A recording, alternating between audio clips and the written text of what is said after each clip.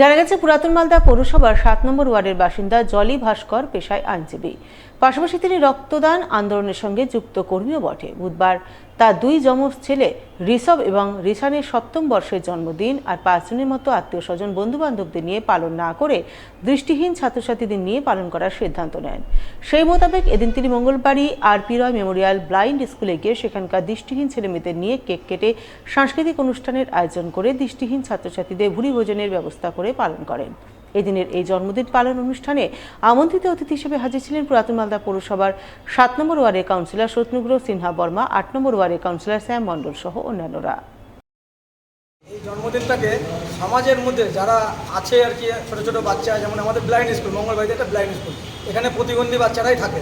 এই বাচ্চাদের মধ্যে বর্তমানে তো সবাই বড় বড় করে ছেলেপেলেকে আমরা মানুষ করছি, সব কিছু দিচ্ছি, কিন্তু আমাদের বাচ্চা যে কষ্টটা অনুভব করা হয়, কষ্ট না হলে কখনো কেষ্ট মেলে না, এক কথাই বলে। তো আমি চাই বাস্তব পরিস্থিতিটা কি, জগৎটা যে কত কঠিন, লড়াই করে বাঁচতে হবে, অপরকে ভালোবাসতে হবে, যারা আমাদের থেকে পিছিয়ে পড়ে আছে তাদেরকে এগিয়ে নিয়ে যেতে হবে। এই একত্রিত করার জন্য আমি আজকে এই দিনটিকে আমাদের প্রতিবন্ধী বাচ্চাদের সঙ্গে মঙ্গলবাড়ি ব্লাইন্ড স্কুলে বেছে নিয়েছি জন্মদিন উপলক্ষে।